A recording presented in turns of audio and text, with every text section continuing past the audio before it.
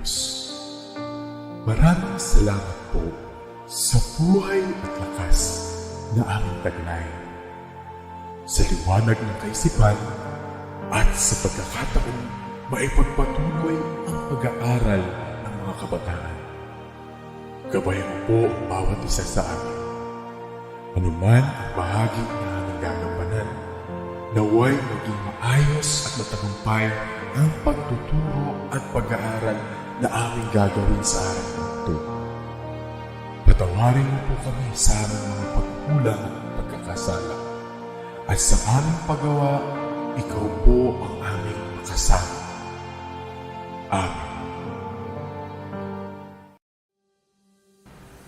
What's going on, Art Wanderers? It's me, Sir Harold. And I'm Ma'am IVEE, your Wonder Art teachers, and welcome to the third leg of our Art Wonderful expedition here in Valenzuela Live. Are you ready to time travel once more? And explore different places full of wonderful things. Buckle up and be ready with your paper, pen, and learning packet As we take the Art Wonderful expedition on the Neoclassic and Romantic periods only here in the Art Wonderland.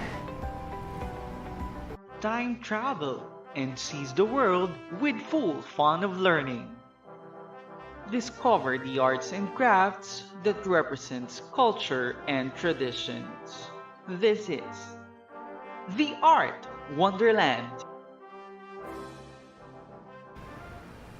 But before we begin with our Art Wonderful expedition, let us first be reminded of the protocols to follow during the live streaming class. Protocols to follow during the live streaming class. Respect everyone. Agree to recognize and abide by the protocols in the live stream and respect the feelings, rights, or traditions of everyone. No hate speech. Do not express or discourage violence towards a person or group based on something such as race, religion, sex, or sexual orientation. Be guided with the anti-cyberbullying law. Make sure that everyone feels safe. Bullying of any kind isn't allowed, and degrading comments about things such as race, religion, culture, sexual orientation, gender, or identity will not be tolerated. No promotion of products or items. Give more to this group than you take. Selling of products, self-promotion, spam, and irrelevant links aren't allowed. Use appropriate words in giving suggestions, comments, and queries.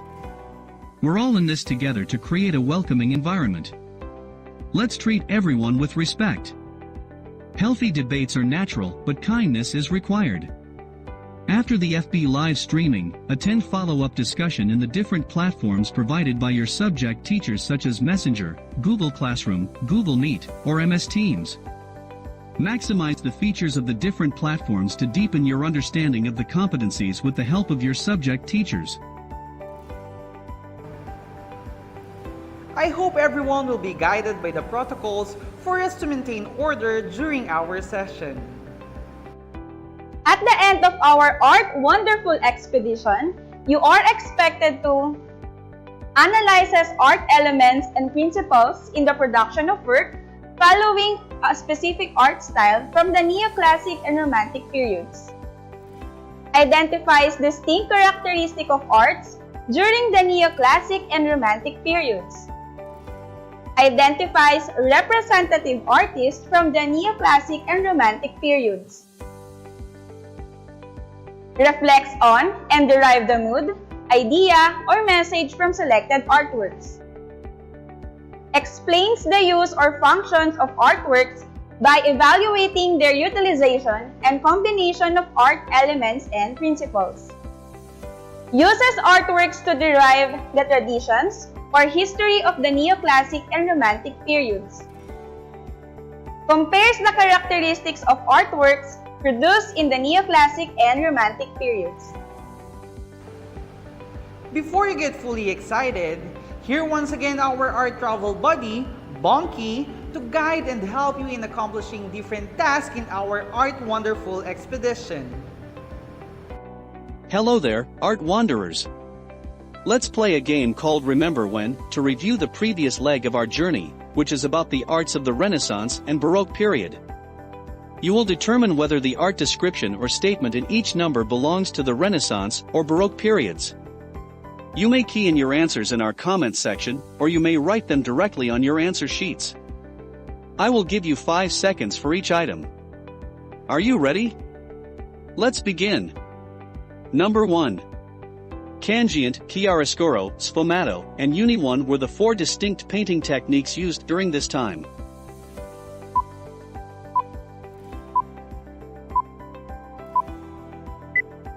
If your answer is Renaissance period, affirmative.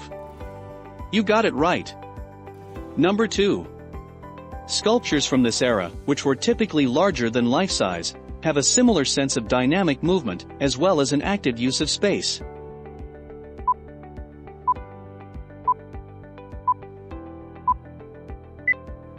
If you answered Baroque period, that is correct. Number 3.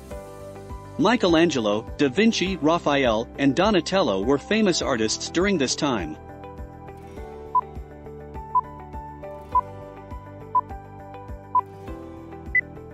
If you answered Renaissance period, that is right. Number 4. This art period was distinguished by accurate anatomy, scientific perspective, and a more detailed landscape.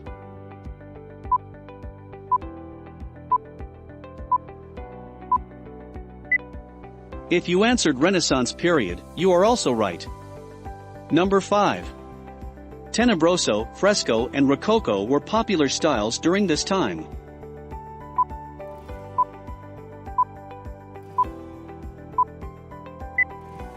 If your answer is Baroque period, you are indeed doing the right decision. Number 6.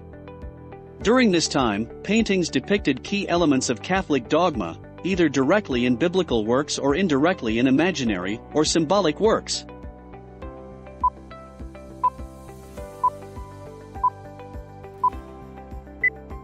If your answer is Baroque period, you are correct. Number 7. This period's architecture was distinguished by its symmetry and balance.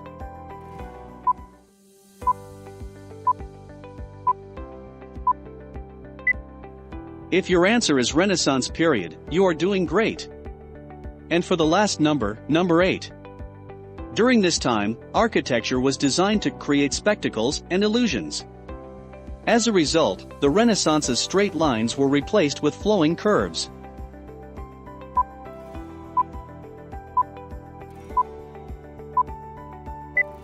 If your answer is Baroque period, you are certainly correct. Great job, Art Wanderers! And to give us an idea for the next Art Wonderful task, here is Ma'am IVEE. Thank you, Bonky, for that art wonderful task. Let us now see what you know about the representative artists and famous artworks that represent 2 art periods such as the Neoclassic period and the Romantic period, by having your second task titled, Let's Classify. You will classify the artworks and artists in the 2 periods where they belong, such as the Neoclassic period or the Romantic period. You may write your answers on your answer sheet or in a notebook, or simply type them in the comment section. Take it away, Bonky! Number 1. Eugene Delacroix.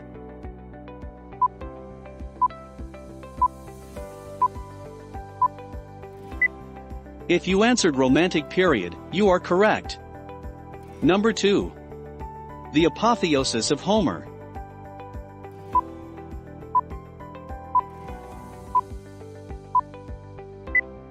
If your answer is Neoclassic period, that is right. Number 3.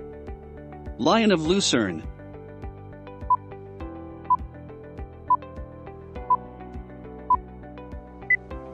If you answered Neoclassic period, you are also right. Number 4. François Rude.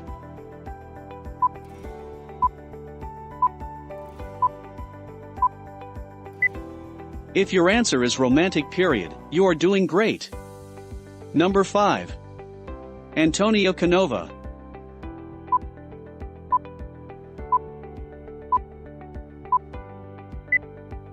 If you answered Neoclassic period, that is correct. Number 6. The Raft of the Medusa.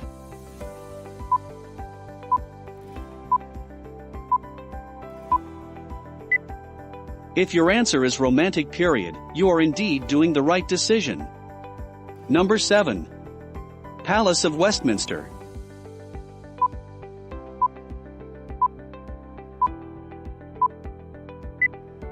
If your answer is Romantic period, affirmative.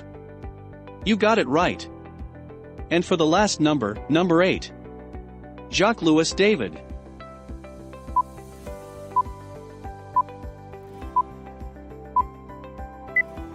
If your answer is Neoclassic period, you are certainly correct. Wonderful. You've identified the different artists and artworks that belong to Neoclassic and Romantic period. Congratulations. Back to you, Ma'am IVEE. To give us a tour of the Neoclassic period's art wonderful world, here's Sir Harold, our Wonder Art teacher. Thank you, Ma'am IVEE. Neoclassicism arose in the middle of the 18th century as a reaction to the rejection of the Rococo and the late Baroque style. In this art wonderful expedition, we will explore the Neoclassic art.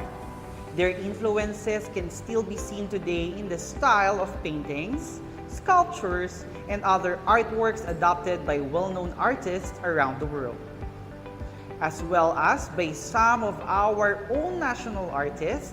Some existing architectural structures reflect the traits and characteristics of the Neoclassic period.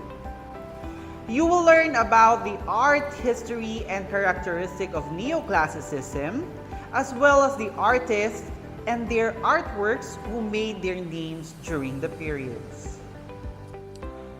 Neoclassicism or Neoclassic is derived from the Greek word neos, which means new, and the Latin word classicus, which means first class.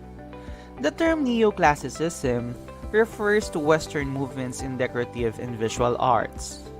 It also applies to literature, theater, music, and architecture that are inspired by the classical art and culture of Greece and Rome. The Neoclassic movement occurred during the Age of Reason, also known as the Age of Enlightenment in the 18th century. The revival of interest in Greek and Roman classics prompted the development of the art style.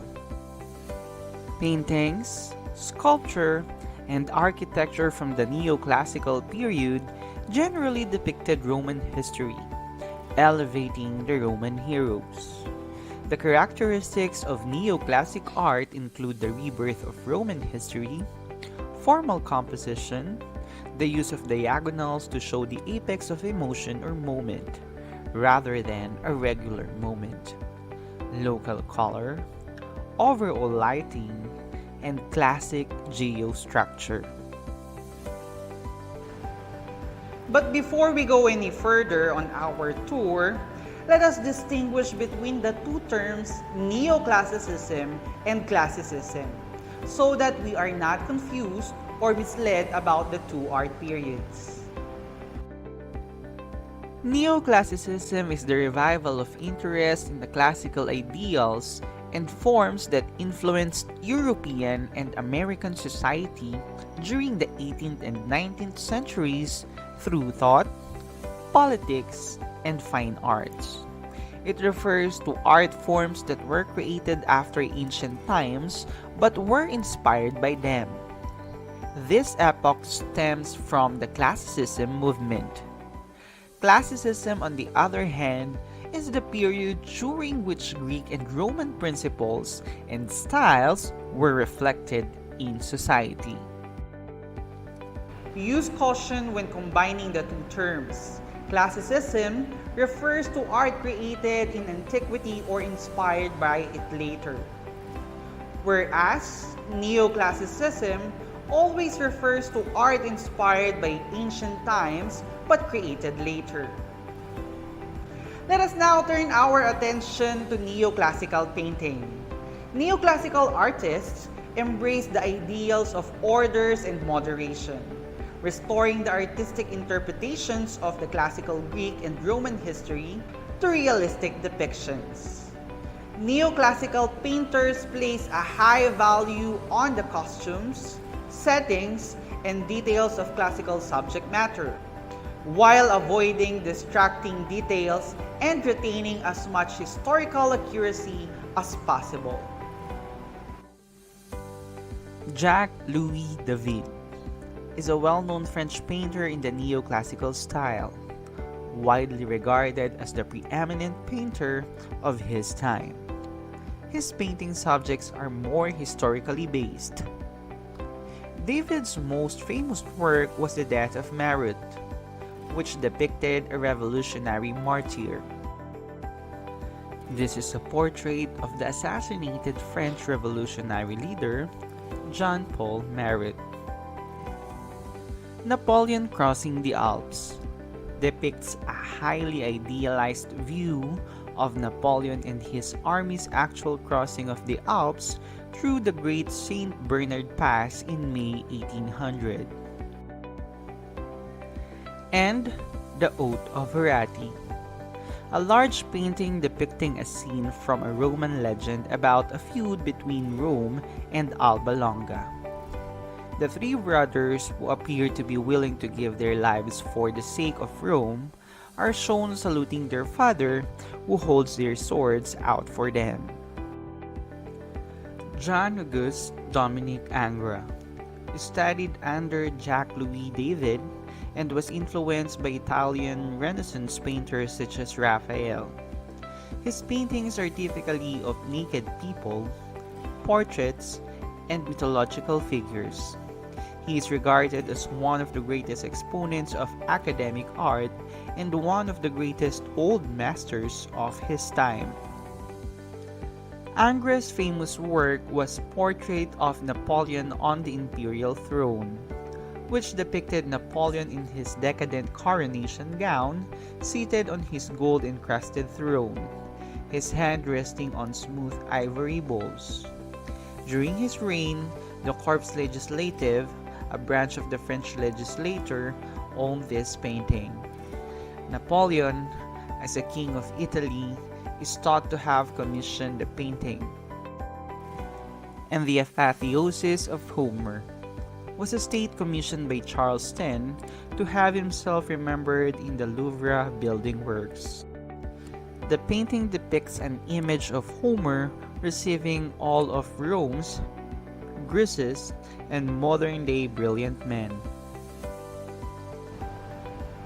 Now let's look at some neoclassical sculptures. One of the great periods of public sculptures was the neoclassical period. During Alexander the Great's reign, artists looked to Roman styles for inspiration as well as imitation. Antonio Canova was a prolific Italian sculptor best known for his marble sculptures depicting nude flesh. With his mythological compositions, he pioneered the use of pure contours to depict discrete sexual pleasures. Canova's most well-known work was Sight Revived by Cupid's Keys, a sculpture of sight awakened by Cupid's keys, and George Washington, a marble sculpture of Washington that is currently on display at the North Carolina Museum of History. Another sculptor during Neoclassic period is Bertel Thorvaldsen.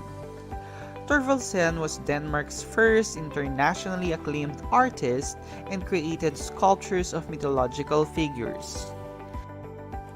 Thorvaldsen's most well-known work was Christ, a marble sculpture of the resurrected Christ, and the Lion of Lucerne, a sculpture of a dying lion in Lucerne, Switzerland, commemorates the Swiss guards who were massacred during the French Revolution in 1792. The Neoclassical Architecture is the final stop of our tour of the Neoclassical period. Neoclassical architecture emerged in the mid-18th century. It departs from the opulence of Rococo and late Baroque styles.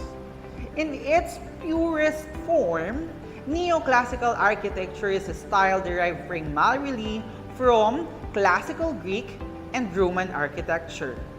as well as the architecture of the Italian architect Andrea Palladio. Neoclassical architecture is classified into three types: temple style, Palladian style, and classical block.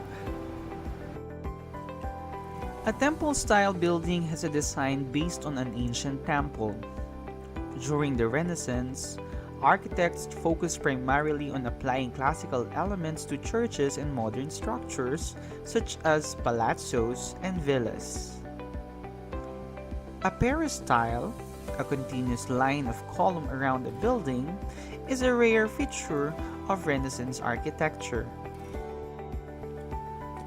The most famous temple-style building of the Neoclassical era are Pantheon in Paris, designed by Jacques-Germain Soufflot and based on Greek mythology, and the British Museum in London, designed by Robert Smirke and based on Roman mythology. Palladian is the second type of neoclassical architecture. Palladian architecture is based on Andrea Palladio's villa building style. Some of the structures have a balustrade, which is a railing with vertical supports along the roof's edge. Vertical supports known as balusters or spindles are found within the balustrade, and it is also a traditional method of crowning a building with a flat or low-lying roof. Robert Adam is the most well-known neoclassical Palladian architect. Many beautiful country houses were designed by him. The most well-known Palladian structure are two American civic structures designed by Robert Adam: the White House and the United States Capitol.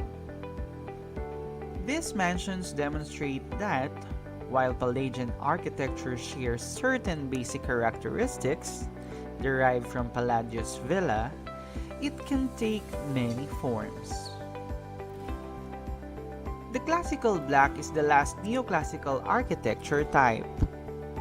The building has a rectangular or square plan, a flat or roof and exterior rich in classical detail, with a repeated classical pattern or series of arches and or columns, giving the impressions of massive, classically decorated rectangular block.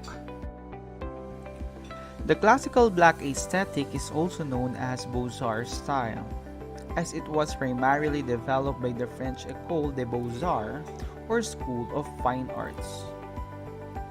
Classical block architecture thrived in the United States as well, particularly in New York.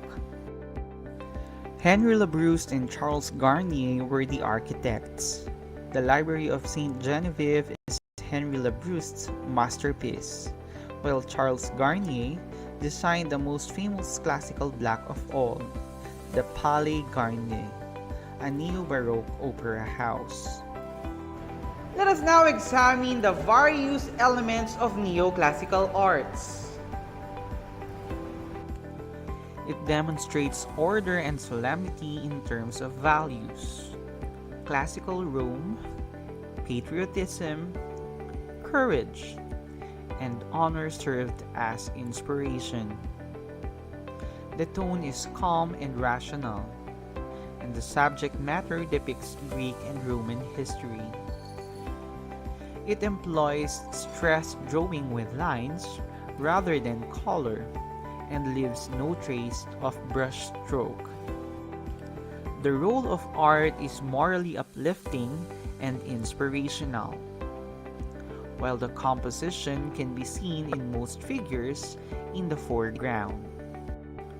Lines are sharply defined through controlled brush strokes, emphasizing the linear style. Finally, the texture is smooth with no visible brush strokes. And that ends our Art Wonderful tour to the world of the neoclassical period. But wait, there's more. We will also explore the world of the Romantic period with the guide of our Wonder Art teacher, Ma'am Ivy. Take it away, Ma'am Ivy. Thank you, Sir Harold. I think you are now ready to explore the period that sought to break new ground in the expression of emotion, both subtle and stormy. Welcome to the Romantic period.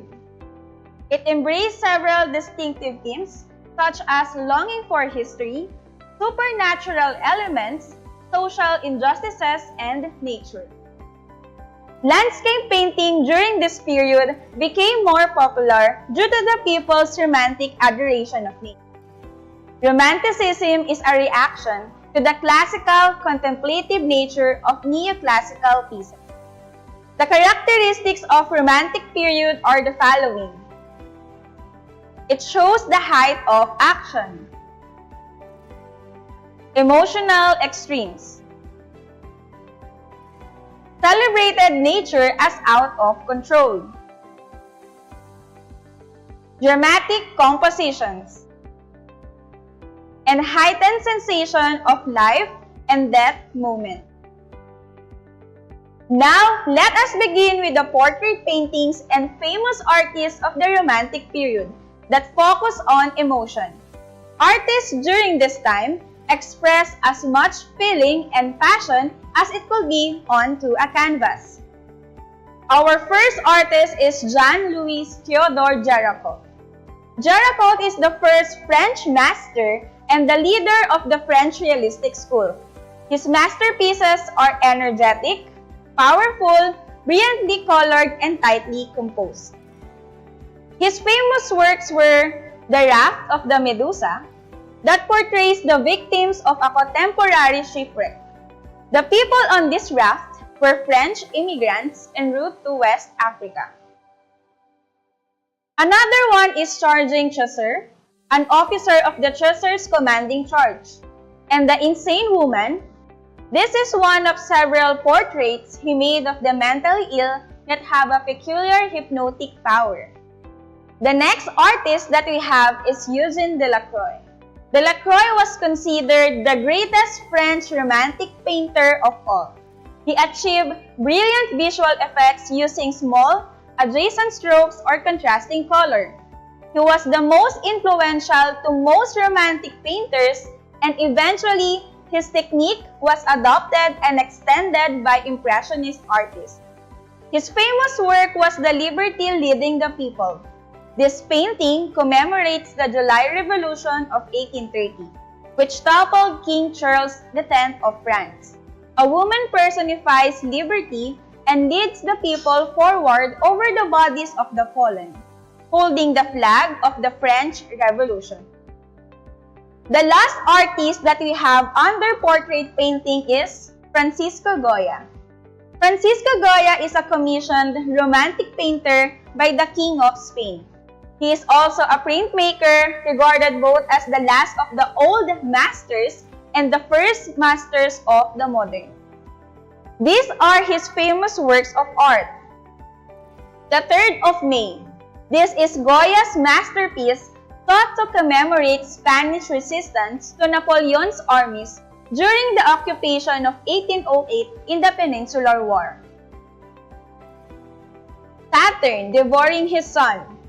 This artwork depicts the Greek myth of the Titan Cronus, who fears that he will be overthrown by one of his children, 8 each one upon their birth.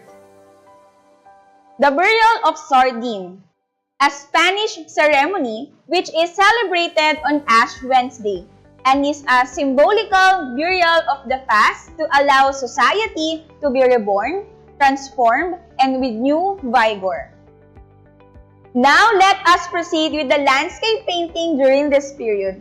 Landscape painting depicts the physical world that surrounds us and includes features such as mountains, valleys, vegetation, and bodies of water. The sky is another important element shaping the mood of landscape painting. Landscape art ranges from highly detailed and realistic to impressionistic, romantic, and idealized. Famous landscape artists during the Romantic period are Théodore Rousseau and Jean-Baptiste Camille Corot. They are members of the Barbizon School, which is a circle of artists who held meetings in the village of Barbizon that led to the Romantic landscape painting in France. These are the famous works of Theodore Rousseau. Their Kleine feature and a landscape with a plowman. On the other hand, these are the artworks made by Jean-Baptiste Camille Corot, the Church of Maricel near Beauvais, and Les Reposos les Soles. Let us proceed to the next artworks during this period. Romantic sculpture can be divided into works that concern the human world and those that concern the natural world. The leading sculptors of each type were Rude and Barre, respectively. The first sculptor we have is François Rude. He is best known for his social art, which inspires and captures the interest of a broad public. He rejected the classical repose of 18th century and 19th century French sculpture in favor of a dynamic, emotional style and created many monuments that stirred the public for generations. His famous sculptures were Jeanne d'Arc and the Departure of Volunteers, known as La Marseillaise. These works portrays the goddess Liberty urging the forces of the French Revolution onward. Next is the most famous animal sculptor of all time, none other than Antoine-Louis Barye. He studied the anatomy of his subjects by sketching residents of the Paris Zoo. His famous works were Hercules sitting on a bull and Theseus slaying a minotaur. We are done with the paintings and sculptures of the Romantic period. Now, let us explore the beautiful architectural styles during this era. Gothic Revival, also known as Neo-Gothic or Victorian Gothic, may be considered the architectural manifestation of Romanticism that began in the late 1740s in England. Given the romantic affinity for medieval nostalgia and the wild, fanciful nature of the Gothic style as opposed to the restraint and order of the Classicism. Many Neo-Gothic buildings features castellation, which is the crenellated walls and towers in imitation of medieval castles. Indeed, heavily castled Neo-Gothic buildings are often referred to as castles, even though they are never served as defensive purpose. Among them was Strawberry Hill, the most famous work of the decorative phase of the Gothic Revival. As you can see, Gothic Revival became widely used for churches and civic buildings throughout the West, especially in Britain and the United States. Bricks and stones were both commonly used. Let us meet the architects who used Neo-Gothic style. Charles Barry is the name behind Britain's foremost Gothic Revival monument, the Westminster Palace, also known as the Houses of Parliament. And James Renwick, he has his crowning American work, the St. Patrick's Cathedral, that can be found in Manhattan, New York. And that's it! We are done with the paintings, sculpture, and architectures of the Romantic period. I hope you gained knowledge of the different characteristics of each art piece during the Neoclassic and Romantic period. Now, let us call Sir Harold once again to discuss with you the comparison between these two periods. Thank you, Ma'am Ivy, for giving us a tour on the arts of the Romantic period. We can now compare their arts to Neoclassicism. The two movements, Neoclassicism and Romanticism, are diametrically opposed. They both exhibit distinct characteristics which are reflected in the artworks. Neoclassicism versus Romanticism. Reason. Nature is defined as human nature. Society is more important than individual. Imitation. Tradition. Rules and order. Mechanical form. imposed from without. Logic, reason, attempted objectivity, town or cultivated landscape, constraint, conformity, and cultivated. Formal, social are all depicted in Neoclassicism. Romanticism, on the other hand, focuses on passion. Nature is defined as natural environment, wood, mountains, etc. Individual is more important than society.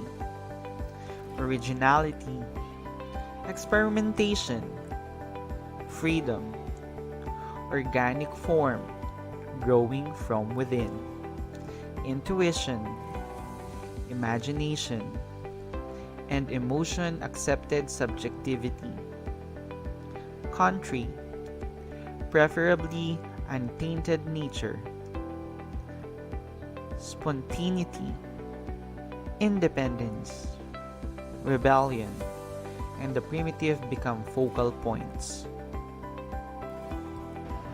Neoclassicism and Romanticism are not the same thing.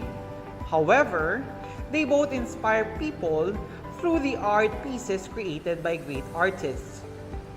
Through the image's message, a painting expresses ideas and educates us. After our fun-filled journey to the world of Neoclassic and Romantic period, let us have another art wonderful task entitled, Who Am I? You will identify among the given famous artists provided with a given description on each number. You will be guided by our art travel buddy, Bonky, on this another art wonderful task. Take it away, Bonky! Choices provided in each number: Antonio Canova, Eugene Delacroix, François Rude, Henry Labrist, Jean-Auguste Dominique Ingres, Robert Adam. Number 1. A French sculptor in favor of a dynamic emotional style and created so many monuments that stirred the public for generations.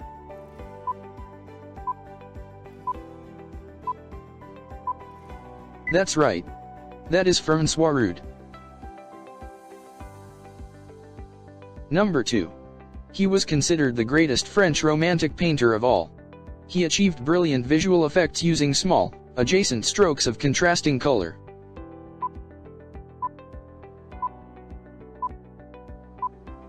If you answer Eugene Delacroix, you are right. Number 3. He was known as the Palladian architect of the Neoclassical who designed two well-known American civic buildings, the White House and the United States Capitol. He had also designed many country houses.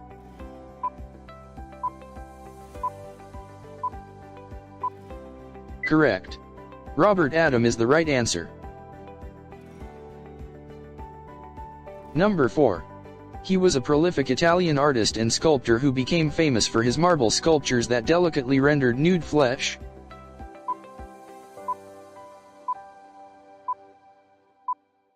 Did you answer Antonio Canova? You are right. Number 5. He was regarded as one of the great exemplars of academic art and one of the finest old masters of his era.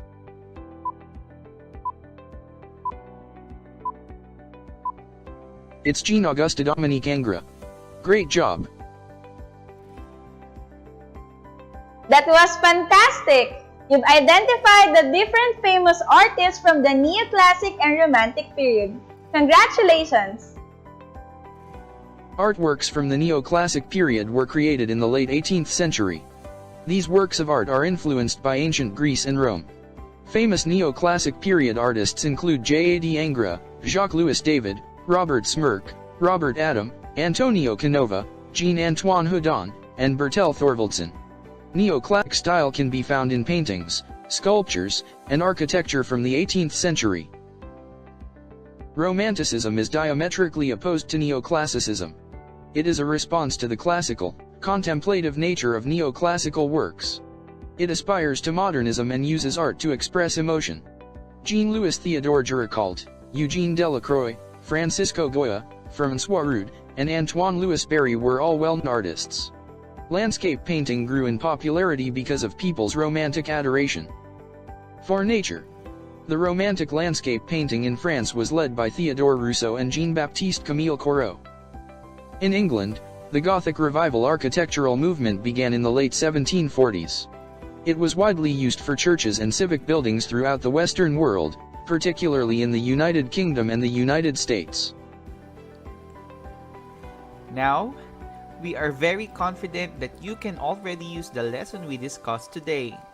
Grab your pen and paper, write your answers on your notes, or you may directly type your answer in the comment section. Are you ready? Let us find out the answers. You will be given 5 seconds to answer each question. Number 1. Neoclassicism is the revival of a classical style of art treatment. The term came from the Greek words neos and klassikos, which means blank. A, discover and restore. B, new and first class. C, new and traditional. D, young and old.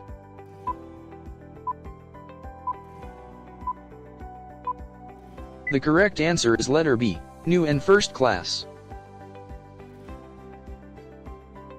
Number 2. It is an art movement in the 18th century that puts emphasis on nature, imagination, emotion, and the individual. A, Expressionism. B, Impressionism. C, Neoclassicism. D, Romanticism.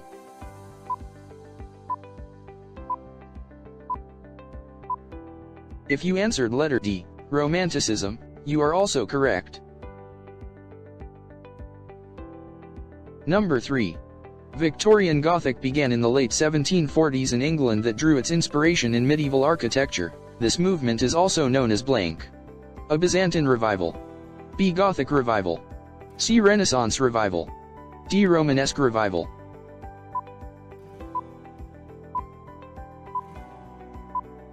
If you answered letter B, Gothic Revival, you are right. Number 4. A neoclassical style of building which gives an overall impression of an enormous, classically decorated rectangular block. A, classical block. B, Palladian. C, temple. D, trabeated.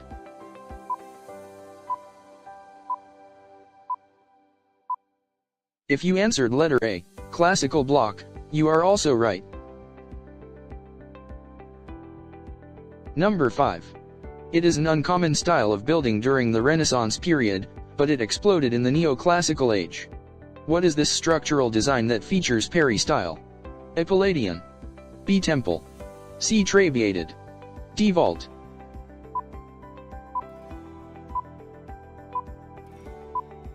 It's letter B, temple. Perfect. Did you get all the answers correctly? Very good, everyone. You all did great. Thank you so much, Bonky, and great job, Art Wanderers! It was another long journey from the neoclassical and romantic period. We hope you learned so much today. Once again, this is Sir Harold, And this is Ma'am Ivy, your Wonder Art teachers, living a quote from Alex Gray. Be an artist of consciousness. Your picture of reality is your most important creation. Make it powerfully, profoundly beautiful. Stay safe, everyone, Have a good day and see you on our next